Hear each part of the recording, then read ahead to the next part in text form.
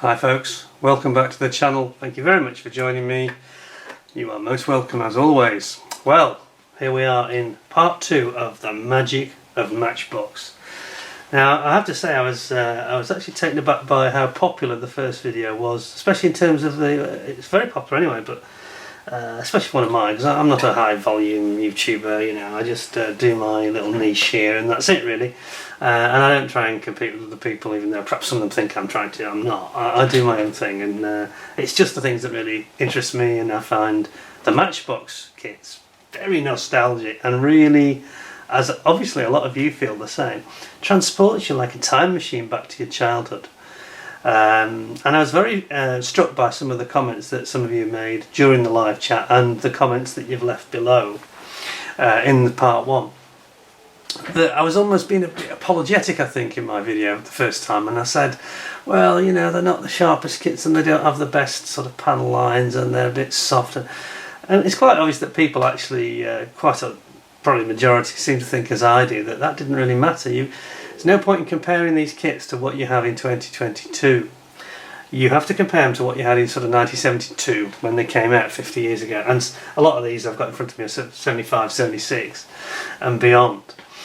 And the fact is that model kits, you know, for youngsters, and we were all at a time when we were all taught quite a lot about World War II. There was a lot more history around about World War II in particular, and the subsequent sort of conflicts, plus of course cars and classic cars and things like that. There was a lot more focus on history, I think, in education then. But anyway, I'm not going to get into a rant about that. Anyway, so we were very interested in these subjects anyway. And when you looked at what was on the market, with the exception of Airfix, Airfix had got great concepts, but they weren't well executed. They were not. They are now. We're not talking about today at all. We're talking mid-70s. They weren't well executed. That you opened the box and it was just the nastiest, flashiest crap, for want of a better word. I remember I got like the Jaguar, the GR1 Jaguar, and that was nasty and flashy in 76. It was horrible at the time, the one I had.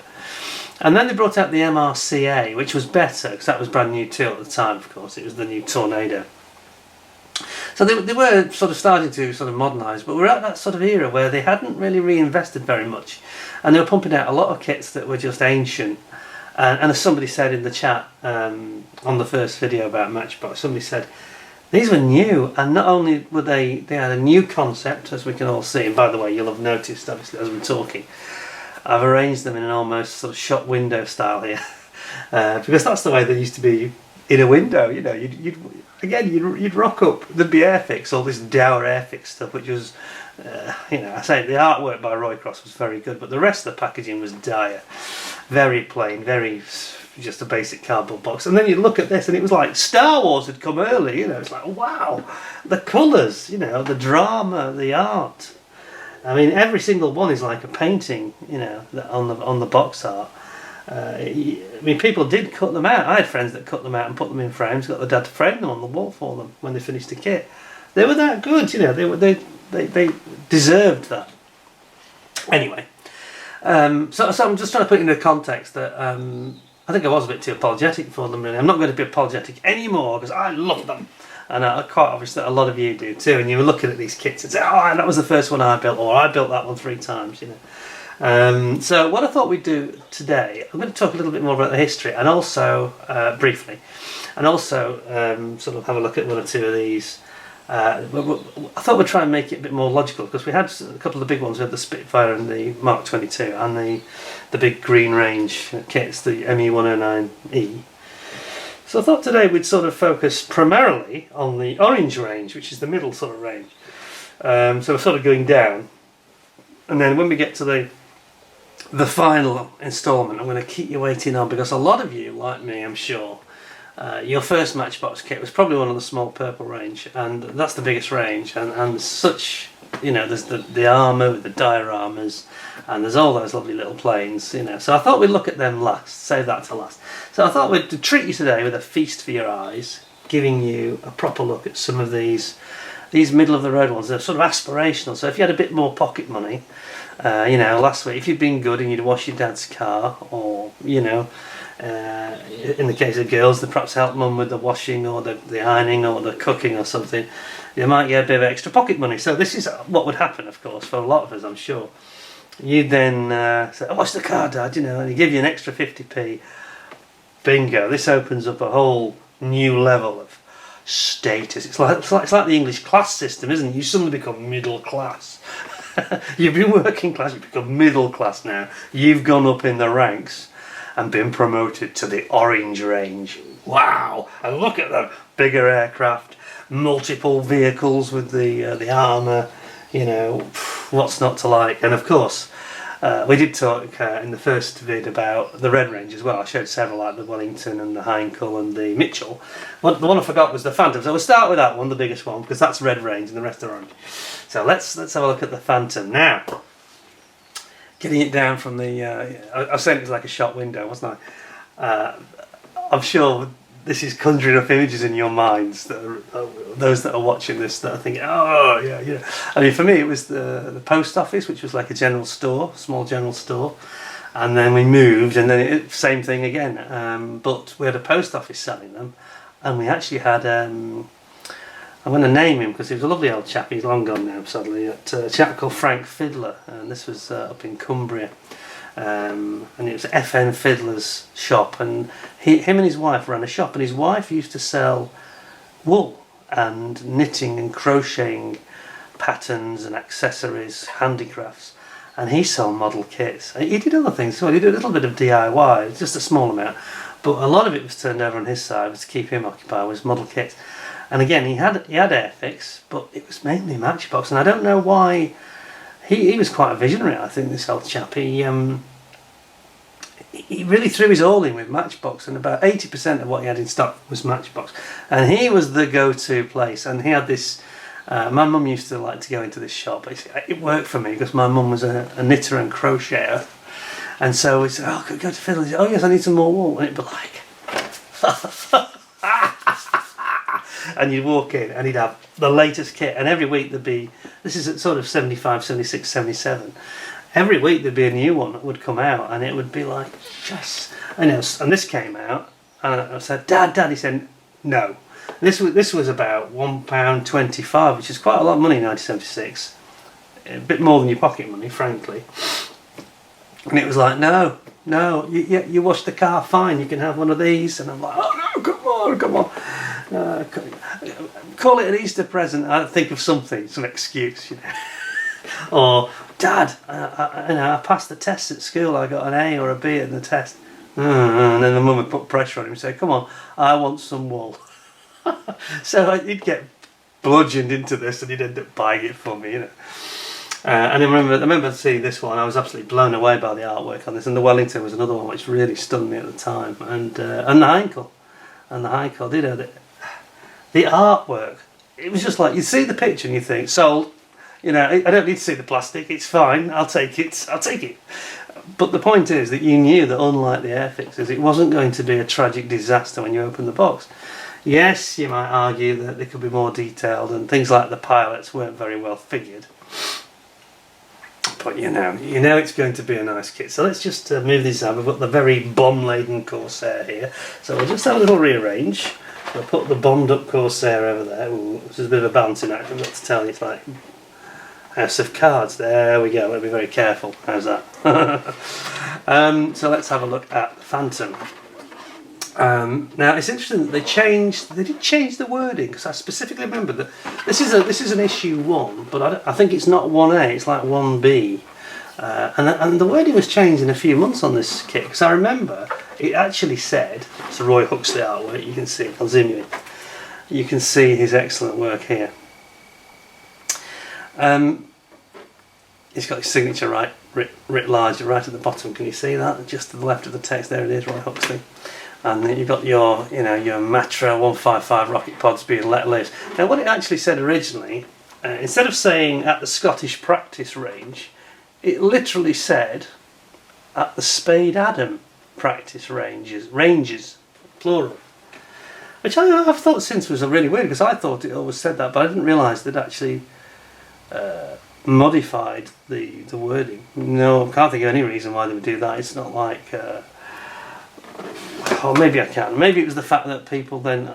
I was Spade Adam. I couldn't even pronounce it properly at first. Where's that? And of course, it's off the A69 between Carlisle and Hexham, right at the top of England, near not far from the Scottish border, really. And this is where the RAF, MOD I should say, have their practice ranges for all sorts of weapons and radar and all sorts of secret stuff. Obviously. Anyway, the point is, perhaps they objected to this, and I'm guessing now. Perhaps the MOD said, we don't really want to be putting this on kids' toys, telling you where our practice range is. And they then called it the Scottish Ranges. And it could well be, I don't know. I don't know whether that's the image in the background is based on a map or not, but probably not really. Anyway, the point is, it's a very impactful shot, isn't it? It's almost photographic in quality. And it's very appealing, you know, when you're 10 as I was. You look at this and you think, wow, that is absolutely incredible. It just grabs you. It grabs the imagination. It's got the colours, it's got action, it's got everything. On the side, of course, as you might expect, we've got the advert for the Wellington, the Wimpy and the Heinkel. And as you can see, something's rattling. Something must be loose in here. It's probably the bits of stand, I think. This is the original, it was the Mark 1 because you can tell because it's not whited out. I've got a number of these kits. I've got multiple copies of it, except the Mosquito. I think I've only got one of that. But you'll see on the later ones, this area it still has the Matchbox logo on the title, but this you don't have the sky. It's whited out, which doesn't look as good. I've got to be honest. You know, that is like a work of art. It grabs you, gets your attention. You instantly reach into your pocket, and you know you are so enthralled by the image. It's, to use a modern phrase, it's literally a case of take my money, just take my money. I've got to give it. Please give it to me. Why are you making me wait? No, I don't need any change. Just give it to me. I'm sure a lot of you are the same. You know, I've never seen a better image as a painting of a phantom than that ever. Certainly not a British Phantom anyway. It's just wonderful. On the side, of course, you end up with the same image at the box end. On the side, you get this traditional Matchbox image of the colours of the plastic. And again, they made a rather strange choice. Now, this is trying to walk. It's trying to walk a tightrope, this particular one, because it's also the Navy. It's the F4M, the RAF version, and the F4K, the Navy version for the carriers. So it's got the extendable nose leg. So I think that they were trying to give it a half Navy, half military look, RAF look. Quite why then they went for brown, I cannot possibly begin to imagine. But there we go. As I've said before, they had some very strange ways of doing these colours. And then on the back, we've got traditional window. You know, you've got all the lovely colours. So you've got the flying can openers at Coningsby, Lincolnshire, 1973, 6th Squadron. Then you've got the Royal Navy. It doesn't say which carrier, but I think it's Ark Royal, and it's detached to USS Saratoga. Obviously, an exercise with our US buddies, and you can see it's got the extended nose leg, just like the American Phantoms have. And then finally, you've got 41 Squadron in the older style of marking, the high-vis markings, as against the later, the low-vis RAF markings. So there you have it, and it's 1975. There we go. You can see it's the genuine article. It's 1975. Lesney Products, London, England. Now then, while we're on the subject, I thought we should have a little talk about Lesney. Set up by two guys. I can't remember the second guy's name. He's the NEY. I think it was Neil Aylesford or something like that. Forgive me because I didn't look at it properly. But it was set up by two guys. And the guy was Leslie Smith. So they amalgamated the name to become Lesney. It was set up in 1947, just after the war. Amazing, and they had a great run. And it was interesting actually in going back to the live chat and your comments from the viewers. One of you, maybe James, I think, one of you said. And I nodded in agreement when I read this, and he said, I was talking about this de-violencing of the artwork, which we chatted about in the other review I did on the box art book review, when Roy Oxley said that they had to take out the violence and any explosions and any trauma and he was very frustrated because he'd done a premium job of this artwork, on pretty much everyone really. He only had one or two that were a bit of a dud, like the Buccaneer or the original Spitfire, and he soon corrected those. So most of his work was absolutely like Da Vinci. It's like the Da Vinci of model art. One of the greatest artists of all time, I think, in my opinion. But anyway, he had to take all this violence out, and James, I think it was, commented and said, yeah, and that was when Matchbox then died, because they took all this, these things I've just raved about, the excitement, the visual stimulus, the drama, and the sort of wonder of this artwork, and they sterilised it and ruined it. And I think he was right, because it was just after that, 81, 82, and then Matchbox went into administration, and they were no more as Lesney Group. Terrible thing.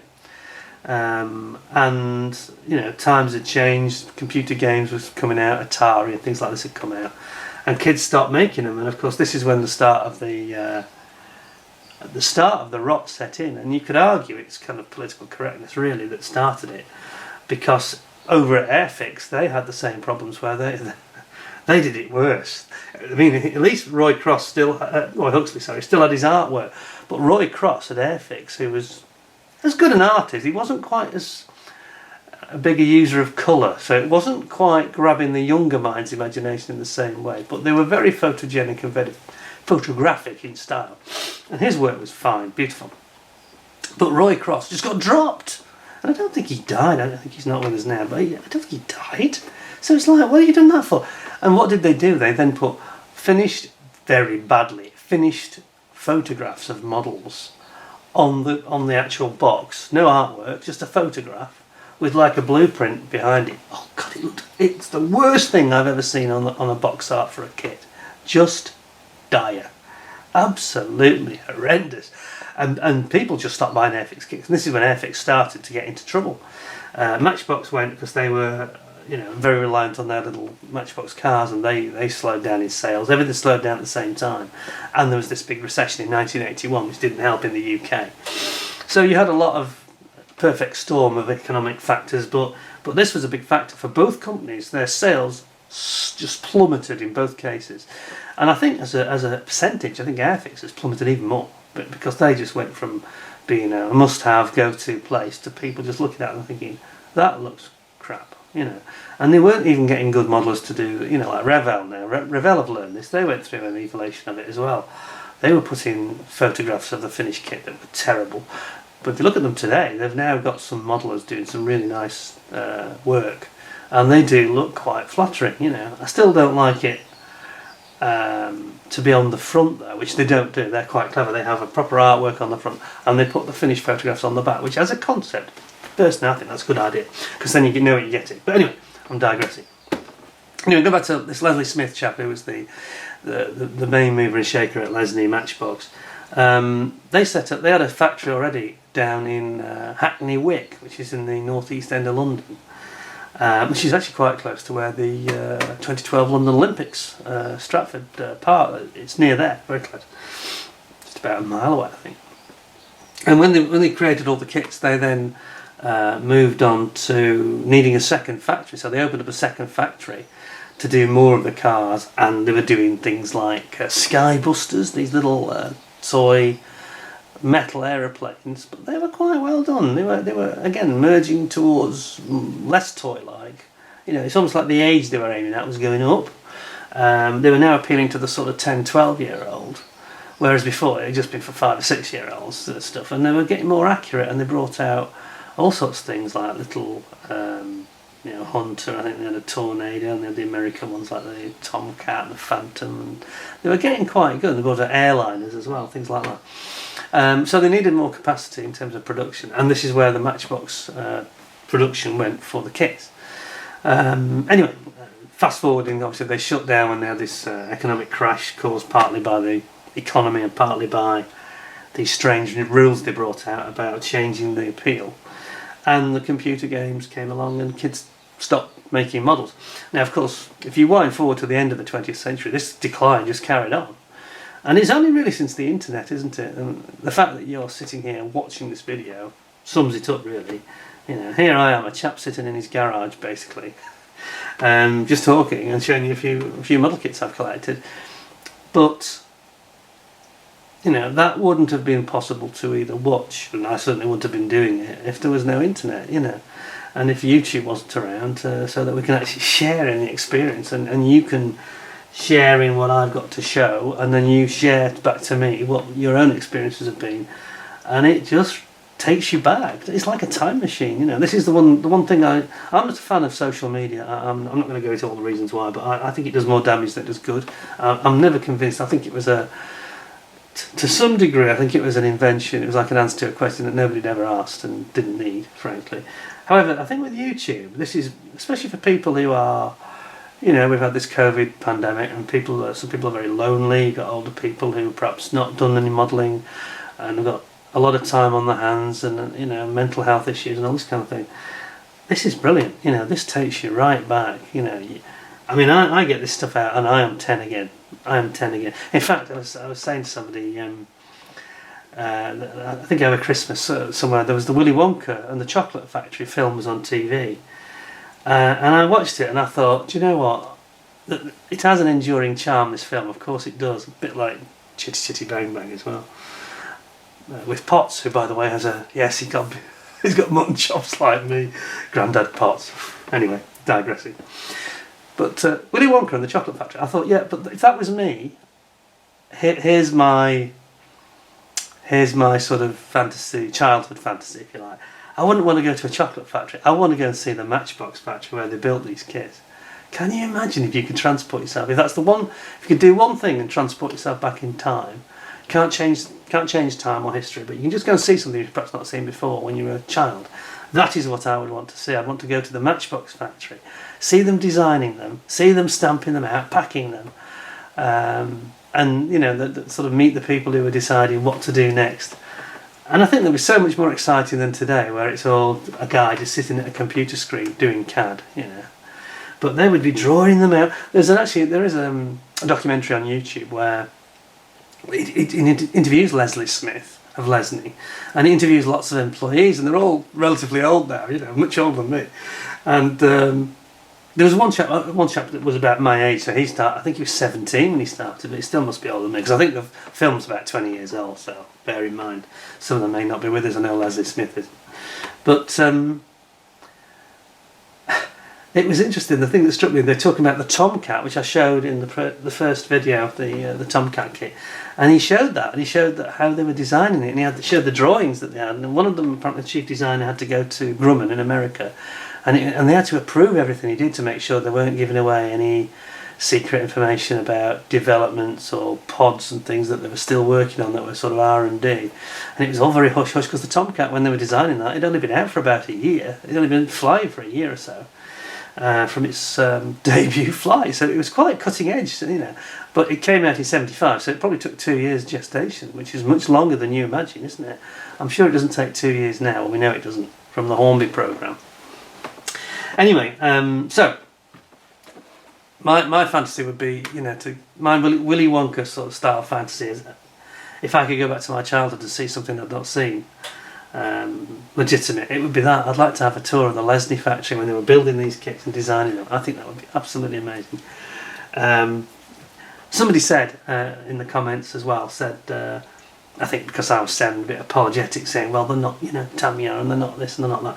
And he said, yeah, but none of those were around then, you know. And when you looked at this versus the competition, it just destroyed the competition, because it had everything. It was easy to build. You could, you know, you didn't have to worry about, oh, is it perfect? You know, you weren't comparing yourself with other people on the internet. That's one other downside about the internet and social media. I think as modellers, we all get out these kits, you know. I mean I'm working on my, I'm digressing, I know, but you might find it interesting. I'm working on my my Gulf Porsche at the moment. I won't zoom in too much because we're not quite there yet, but yeah, you get the idea. I'm doing a bit of work here with the Steve McQueen Le Mans Gulf Porsche. If we're going to get any focus on this or not, but you can see that I'm working away on this, and we're getting there slowly. But even that, you know, we all do this. I think, you know, you look at your work, and 20 years ago I said that's perfect. Next! But now you think, ooh, I saw this guy last week who did this kit. It was perfect, beautiful, and I've not got this bit right, I've not got that bit right. Now, we didn't worry about that. Modelling was much more fun then, you know. We weren't running out getting aftermarket to make it look more perfect and put seat belts into a cockpit that nobody will ever see, which we all do. I do it. It's terrible. You know, I built a Mustang, Tamiya 132nd scale Mustang. It's got nearly 100 hours of cockpit that nobody can see and will never see. Now, I'll never do that again. I'll learn. But anyway, so getting back to the Matchbox. This chap said to me in the comments, and he said, I'm sorry, I can't remember all the names. I get a lot of comments now. And he said the beauty of these kits was that you could build them in a weekend. You know, the small ones you build in a day, the bigger ones you build in a weekend. You know, you might get your dad to help you or whatever. And it was fun. It was fun. It was exciting. And then you build it. So look at that. Even if you didn't paint them, which a lot of us didn't, of course. That was the beauty. That was the raison d'être of Matchbox. So you'd get to the end and you'd say, look at that. A bit like the photos I showed from the Matchbox website, the matchboxkits.org. There was the Jaguar here, and he got it tilting up like it was taking off, just like in this pose that you see. And it was really good because it looked right, you know, and it looked exactly as you would have done it in 1975, sort of to 1980-ish. And I looked at that when I was doing it live. I hadn't practiced or anything, and I showed you that, and I was like, as I was looking, I was thinking, this is incredible. It just takes me right back to being a lad of 10, you know, or less. I mean, let's say when I was 7 when they first came out. I was actually about 8, I think, when I actually got my hands on the first Matchbox. 8 years old, and that was it. I was absolutely sold. It was like I said, it was like, take my money, you've got me. You carry on producing at this quality, and they did for many years. That was it, you know. And you just couldn't wait then for the next one to come out. And sometimes they were coming out faster than I could build them, you know. I mean, I think at one stage there was one or possibly 2 coming out per week, because there's quite a big range, of course. You got the different prices, different ranges, and it was just fun, you know. Anyway, so I've gone off on a bit of a chat there about Lesney. Should just tell you that the site, Hackney Marshes, the big factory where they built these, Hackney Marshes. I was actually looking on Google Earth, and it's now long demolished. They demolished it about 25 years ago, I think. And they've actually built, I thought it was a block of flats at first, but it's not. I think it's like a city tech education centre, but I think it's got like student accommodation in it. But it's a shame, you know, because I just wish I could go back and see that factory and be a visitor, and you know, that'd be like if my dad had said in 1975, for your birthday I've got you a tour of the Matchbox factory. It would be like going to see Santa, you know. It'd be like going to Santa's grotto to me. Absolutely brilliant. Anyway, I'm fantasising with silly things, but there we go. I'm not going to get this out and review it, but we'll have a. This is actually, I've got to say, one of the most mint examples. I've got 2 of these or 3 of them, I think, and this is the nicest one. Be careful with these boxes, though. I've got to crease them. That's the thing. I will have a quick look, but I'm not going to sort of go through reviewing it because we've done all that. There we go. The ubiquitous stand. You know, I think we'll just pull out the old instructions. Oh, look at that. Clearly, this has been in a window somewhere. That's odd, isn't it? Yes, they're in good nick actually. They're in good condition. But that, you can see that there's been some UV light effect here, which is odd because the rest of it doesn't look like it's been in a window. It's almost like this has been pulled out and left. Yes, I think we have the answer, don't we? Yes?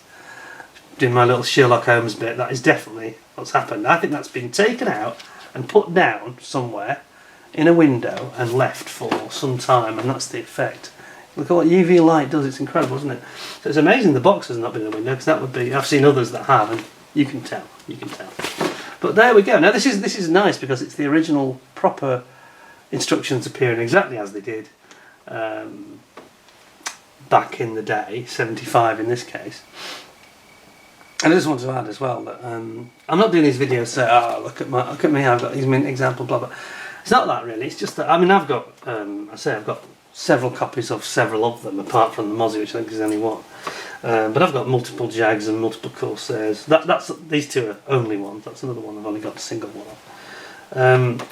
But I'm trying to present you the most mint I can find, because it does take you back to, you know, it's literally like you are 10 or thereabouts, a youngster, let's say, and you just walked up to the shop window, and this is how they appeared in the shop window. You know, they were in great condition, all new, latest technology, new tooling, and etc, etc. Anyway, so there you go. And now on the other side, which is slightly just yellow around the edges. Look. Now you've got your multi-position display stand instructions. Again, this was one of the things, as we talked about before, unique to Matchbox, and why on earth others like Airfix can't do something like this today, I don't know. The fact is they can do it, they're just not willing to. They're not willing to. And there's another reason as well, which we should just discuss, because people were debating, I made the comment and others were live chatting about it when I was saying about stands and dioramas, and everybody was having quite a good debate about this. And people were saying, well, you know, they just don't want to do it. I think one of the reasons is simply this. Lesney did everything in-house. Whoops, don't drop it. They did everything in-house in this factory at Hackney Marshes. Nowadays it's not like that, of course. You get one company that produces the instructions, another company stamps out the injection moulding, usually in China or India, in the case of Airfix. And somebody said, they asked Airfix in a live chat, not mine, somebody else's, a few weeks ago, and they said, why can Airfix not put some photo etching? And the answer came back. I think it was Pramjit, possibly, or Matthew from Airfix. One of them has said, the reason is because that would be another third party supplier, and because we're not doing it all in house. Airfix are almost like distributor in a way, because they're just like a warehouse where they bring it back, they send it off, and obviously what happens is, you know, it gets the injection moulding is done, then maybe it comes back to Margate, and then it's bagged, and then they put the instructions in, and then they add the decals, cartographs, so they come from Italy. So you've got instructions that are done in the UK, I think. You've got artwork that's done in the UK, you've got decals from Italy, you've got stamping of the plastic in India. Complicated, isn't it? And this is why they don't want to do these extra things. I suppose if they produced a stand, that would have to be done by somebody else. Probably not the same as the Indian company, I doubt it. It's not the right sort of plastic to produce that. Same with the photo etch, and same with the dioramas. But I don't buy that last bit, the dioramas, because that's just part of the general sprue. I just don't think they're willing to do it. And I think that... tell me what you think. Tell me what you think.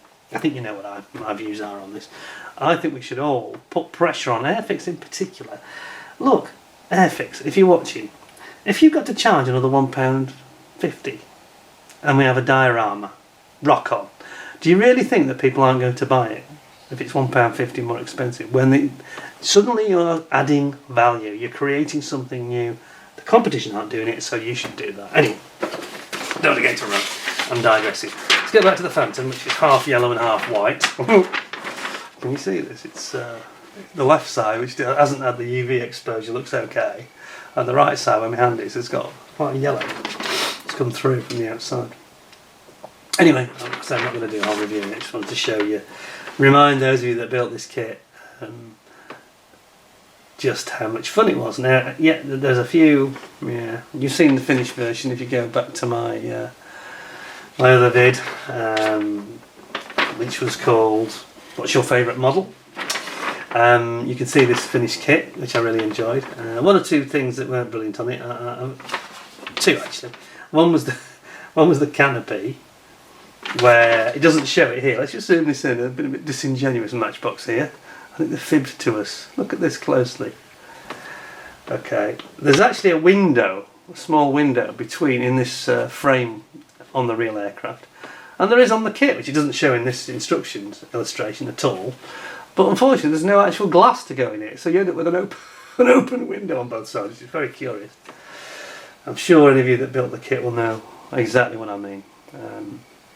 You can get around it, of course. You can always use maybe PVA or something, or acetate, something like that. And the other thing, of course, was just the Matra rocket pods, which have got they had a generic moulding that Matchbox used for those. and it wasn't very good. The actual openings were just like a slight indentation. It wasn't like a proper rocket tube, so I let it down a little bit. It was a shame because the actual concept of the design was very, very good. So that was the one bit that let it down. But you know, again, it was £1.25. It was about 20p cheaper than the equivalent Airfix version. And it came with a stand. It came with lovely colour call-outs, and you know, the three coloured plastic, even though they did get the brown. I mean, if it was a Vietnam and US Phantom, I could understand that, but I'm not sure why for a British one they went for brown. It has this very curious angular sprue, unique to this one, I think, from memory. I don't remember another being like this. It's got like this dog leg sprue for the canopy. And say there's no little piece of glass to go in that middle bit that's missing, which is very odd. But anyway, you get your weapons again. Nice hefty, a nice hefty old sprue here. Then you get this curious brown Vietnam style sprue for the tails and the wings, and these rocket pods, which, as I said, were very good. I feel I'm getting too deep into this kit already. I'm going into a review here, but you can see what I mean. Yeah, and whoops, something just fell off. I think it was just a bit of. I'm quite confident it's a bit of. Yeah, it's a little bit of plastic, as I said, off the stand. It's nothing of any significance, so we won't worry about that. So, yeah. Now, interestingly, I just noticed something actually. I just bring in again. Look at this. I was wrong. I wasn't wrong because I built this kit, but this is different. There must have been a change in the mould at some point. I wonder if there was a. This is actually filled in. Here, the little window I spoke of. I don't know if you can make it out on the camera. You can just about make it out. They made it solid. Yeah, but I've got an earlier one like this, where it's hollow. It's hollowed out. It's actually an open window. How odd. So maybe there was a change in the mould at some point in the tooling. I don't know. Perhaps somebody pointed it out, and maybe I've got something rare there. I might have got a prototype of the kit. You never know. Anyway, I'm going to pop all this away. I'm not going to get them all out like this because we'll be here forever, obviously. I think you want to be entertained rather than bored, so let's just pop that back in there. But it is a beautiful example, this particular one. As I said, it's one of the first, I think. I'm not sure now, got me wondering. Well, it's one of the early generation, certainly. It's the early generation box. And there we go, Peter packing a box yet again. Just don't want to leave it open. There we go. So that's the red range, so we'll put that to one side. Now, many of these you see before you are here by popular demand from you, the viewer. Several of you commented on these last week, so let's just do my House of Cards a little bit. And I'm not going to get them out, I'm just going to talk them through. But this is one that's a couple of you mentioned, the Corsair. And somebody said, oh, please get the Corsair out because it's got many bombs. And it has got many, many bombs. Look at this. And this is, do you know what? I think this is one of the most impactful box arts of any kit. In fact, Roy Huxley in his book talked about this.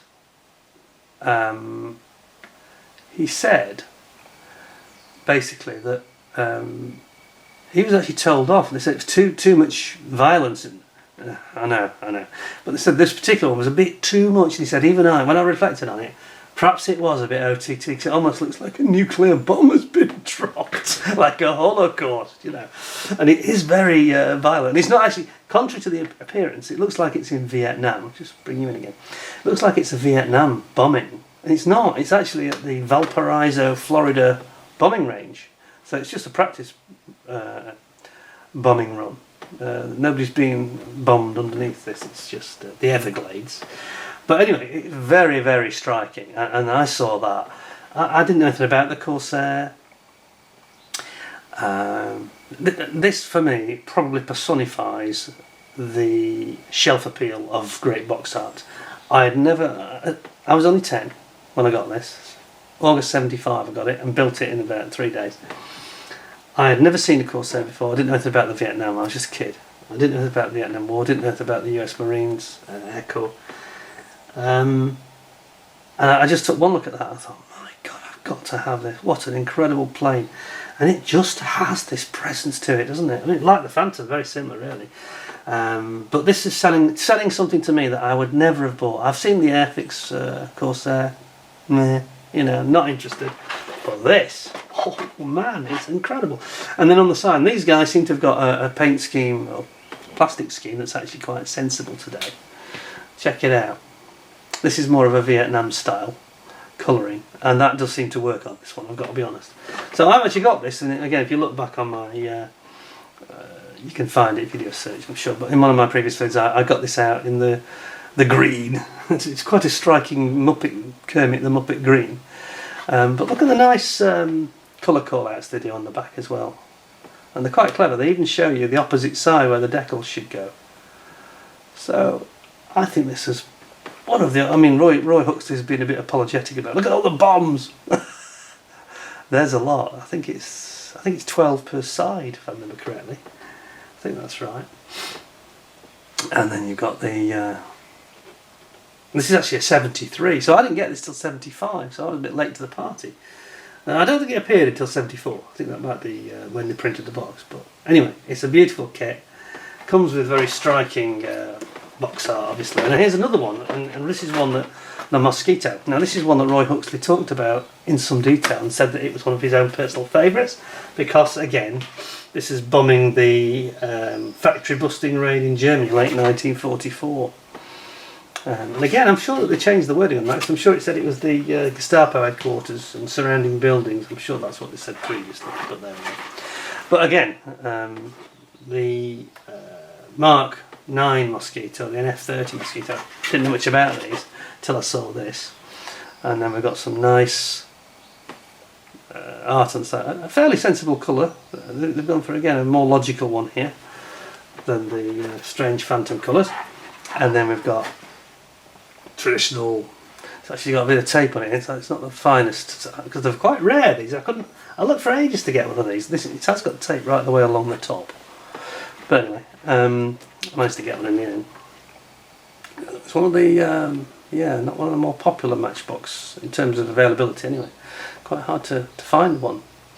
And there they are, they're at Swannington, November 44, or at Marham in Norfolk, which of course has been, latter years, it's been a tornado base, and it's now home to the F-35 of the Royal Air Force, the new Joint Strike Fighter. So there we go, so that's another one that's quite an appealing kit. Somebody had asked to see. There's a full review on this. All these kits I've done reviews on, so just type in my name in the search, and then Matchbox, and then the kit Mosquito, whatever it is you want to see, and you will find it. It'll come straight up. Then, another one. Hunter. This is actually not one of Matchbox's better kits. I found that the quite a lot of these are a bit warped in my experience. I tried to build one, and it's one of the few kits I've ever binned. Years ago, I tried to build one and got so cheesed off with it, I chucked it in the bin because it was warped to hell. Very unusual, so I think it must have just been a Friday afternoon kit perhaps. But as you can see, it's got this lovely artwork, as long as you're not expecting to get two Hunters in the kit. However, you do get two options, so you can build either version, the single seat version or the trainer twin seat side by side version. Tandem, not tandem is it, it's side by side. Like a car style of twin seater.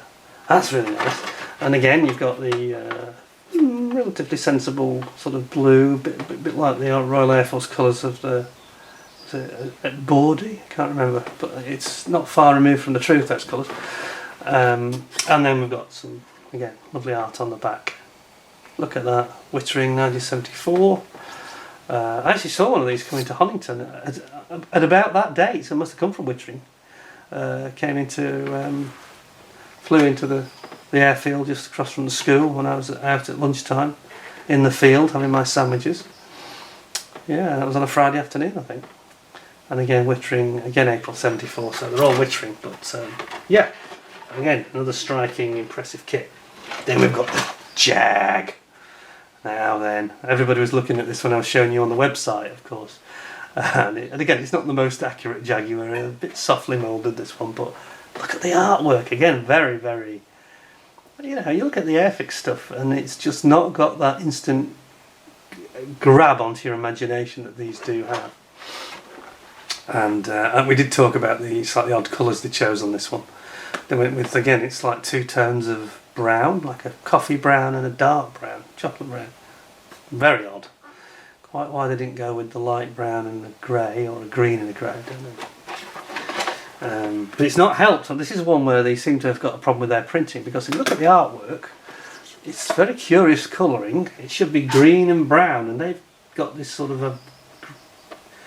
So it should be grey and green, and they've done this almost like a brown and green, and it's just not... doesn't represent the colours of the era. I don't think so, not accurately anyway. It's almost like it's an issue with the printing press, that they've got the wrong ink in or something, or there's been a bit of a bleed. Anyway, nice kit, nice kit. Then the bow fighter that you're all looking at in the background. Look at this. Now this one we can't open anyway, because it's this is one I picked up. Somebody shrunk wrapped it.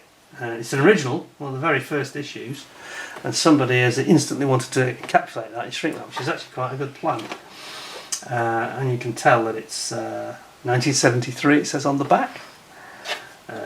This comes with an interesting couple of colours. Again, they've gone for this sort of like Cadbury's caramel chocolate brown, and this pucey grey colour, which they used on one of the others. Which was it?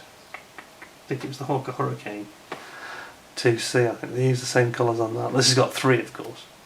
It's got a Yakin Great torpedo at the back. Very nice. Coastal Command. Just says Coastal Command. Well, that probably would be the Banff Strike Wing in Scotland, I expect. Because that one doesn't say. This one says Langham. I think that's Banff. I have a feeling. But that's a nice example, isn't it? It's nice shiny wrapper. That's probably one of the most minty ones I've got, really. I do have a couple that have been shrink wrapped like this, but it's not that common. Stick that aside. Messerschmitt 410, which is one of the more recent additions to my little collection. Again, very impressive artwork for an aircraft that wasn't terribly successful, if we're honest. And you can actually see, it's amused me this, because I thought that this had just shot down an enemy plane, an American bomber. If you look, you can actually see the bomber stream here in the distance. See it? But actually, no. We have a load of Mustangs diving down. That's one of his colleagues that's just gone down in flames. So it's not exactly selling this aircraft, and it says they're attacking fortresses and liberators, but they've been attacked by a wave of Mustangs. Escort Mustangs diving down upon them. This group was subsequently forced to stand down, because 12 of the aircraft were lost in one action. Oh well, that's really selling it. You almost feel like saying, well, I want my money back now, because this plane must be rubbish. It's true, it's an accurate depiction of the facts, but it's it struggled, this aircraft. It wasn't as fast as they'd had. They thought it was going to be a Mosquito, and it wasn't like that at all. It's too heavy. The cannon was very cumbersome and not very reliable, and then there were these strange auto cannons that fired backwards, and they didn't work very well. We're always jamming, and very, very odd plane, I've got to say. A classic German example from World War II of over-engineering something like they did with some of the tanks, you know, like the King Tiger, etc. But you can see it there. This is the remote rear-firing guns at the side, big cannon at the front. You know, there's a gunner at the back who operates these. Gunner just sits there and operates these remotely. Well, what's the point? You know, it's a bit odd. Again, you've got 2 men, you don't need them. So it's a big, heavy, overcomplicated system. But there we are. Beauvais and Horst Wessel. It's a very interesting aircraft, and a nice little kit. And I never got this the first time around. Don't know why. Just never bought it. Never got the Stuka. Can't beat a Stuka, can you? And this is a nice example of one as well. Nice original box. And they're attacking T-34s here on the Eastern Front, and they've got their 30mm gondola cannons underneath the wing, as you can see. Interesting choice of colours here. where you've got the pale blue. It's probably not too bad, I suppose. You've got the Luftwaffe pale blue and the Kermit green again with some black, 3 colours. And we've got Russian front October 43 with a little T-34 logo on the front. And then we've got the Immelmann squadron, Russian front 43-44 with winter camo, which is quite nice, isn't it? That's quite cool. And you can see through the window there that it's all blue inside. And then we've got some armour. So yeah, we talked about this. I showed the images of it anyway. And here we've got a lovely example of the Morris C8 truck with the 17-pounder, which is a gun, of course, that was put on the Sherman Firefly. So a real Panzer cracker. I opened a Panzer up, no problem. And the wood is cheap. Now this is when they started to go. This is a later edition. It's a kit that came out later, introduced later in 1983. This is actually the year that Matchbox went bust, finally out of business, and had to be sold off in various different forms. But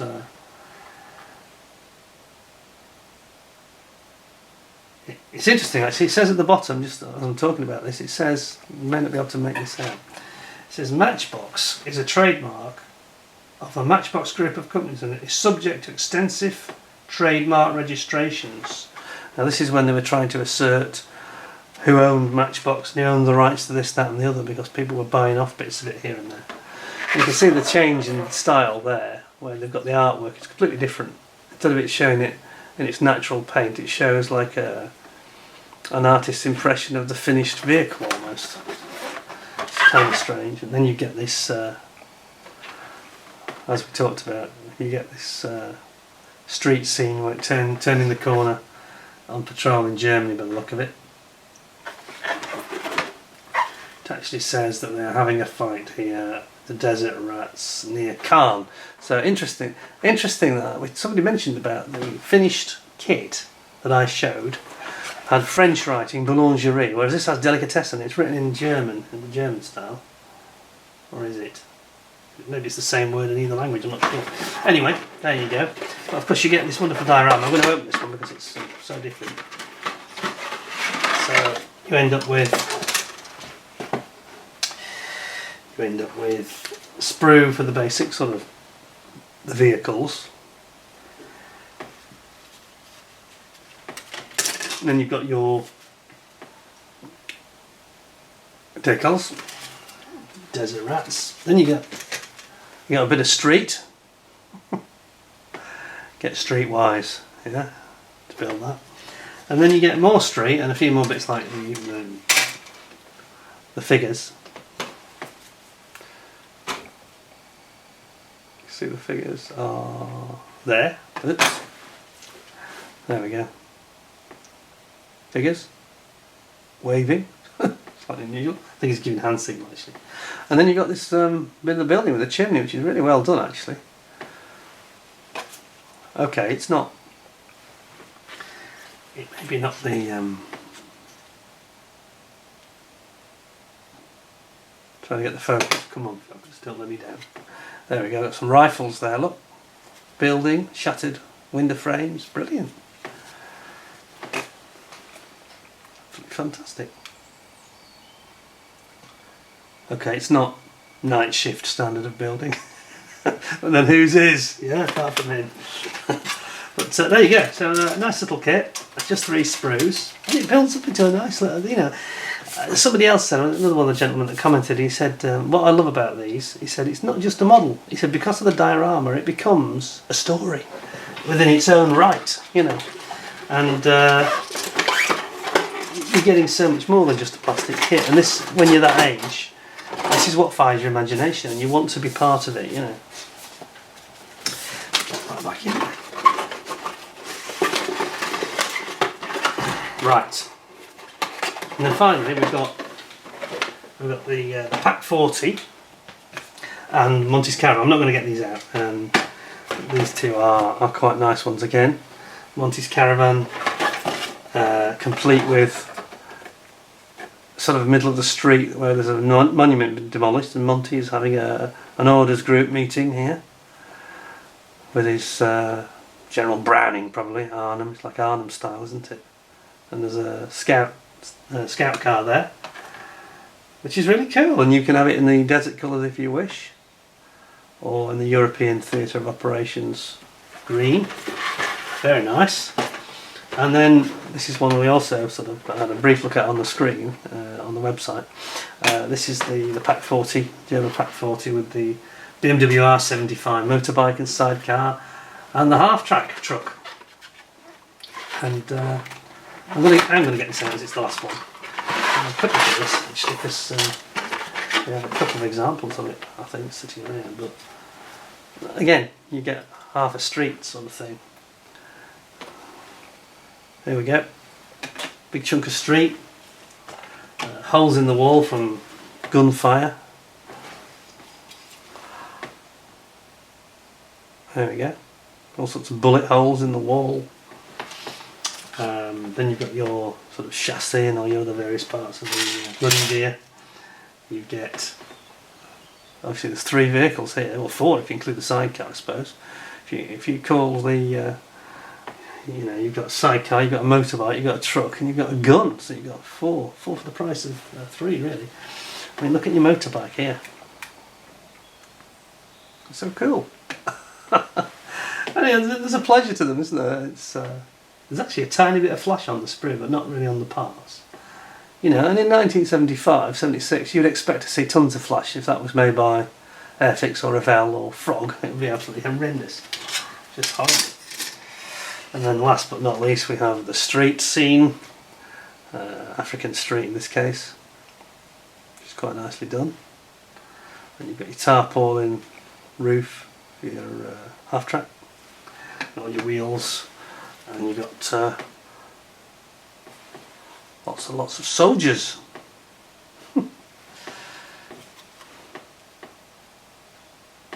Yeah, that's cool. Anyway, I think you've probably heard enough from me for a while. But it's the visual treat, isn't it? You know, I mean, I'm shooting this video and I'm almost going off into a little journey again, you know, of my own, which you will probably have the same experience. It'll remind you of building these various kits and how much you enjoyed doing that. And also, you know, what you were doing at the time and all that kind of stuff. I remember, for example, with the Corsair, you can have gives you a context to your life, doesn't it, as well? So, for example, with that one, with all of its bombs dropping out, we just gone on a holiday for a month in a caravan in the Lake District, and this is when my father, I talked about this before. I was talking about, he worked at AV Row, so sorry, that was my mum. He worked at BAC. I mean, they were going to make the TSR2, but it got cancelled. But they did the Lightning and the Strike Master. He worked on those in the design office. Although it was later after it was built, so he was doing like tweaks and streaks and things and little improvements.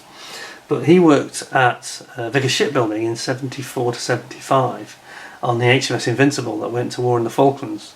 And it was while he actually changed jobs and then went to work for British Nuclear Fuels in Cumbria. And it was while we were waiting to change houses, we ended up in a caravan for a month. It was a holiday come move. But this is the kit I had, one of the things to entertain me and keep me out of trouble. August 75, and I say I built it over 2 or 3 days. So this reminds me of this lovely sandy beach and this caravan park next to the beach that we used to have in. It brings back happy memories, doesn't it? It's just pure nostalgia at the end of the day, as they all are. You know, they all, for you too, I'm sure they'll bring back memories for you. Anyway, you've heard enough from me for today. In the last episode, we're going to look at probably the ones that will be even more evocative for many of you, because it's probably more people even still will have actually made those kits. Because they're the small purple range and there's so many of them. I'm just going to get a selection on, you know, things like the Hurricane and maybe the ME109 and a few others. Maybe the Hellcat. I won't name them all now, but there'll be a good selection. I'll have them out here. There'll be quite a few. So I hope you enjoyed the video. I hope it did bring back some memories and perhaps triggered a bit of your own nostalgia. And thank you for watching, and thank you for all your time and your patience, and hope you found it interesting and it's stimulating. But as I always say, don't build them. If you're going to build them, go and get yourself the Revel copies or restamped editions. Because if you have got any of these, really, you want to hang on to them, because these early editions certainly they are collector's items in their own right, and probably best to keep them. That said, if you've got multiple, if you can get your hands on a couple, then keep one and build one, whatever. Anyway, thanks a lot. Thanks for watching. Please give us a thumbs up. Give us 10 out of 10 if you can, or thereabouts. And we'll come back with the final episode next week, and we'll talk about all the little kits and all the ones you'll remember really well, I'm sure. So in the meantime, thanks very much. Take care of yourselves, and bye for now.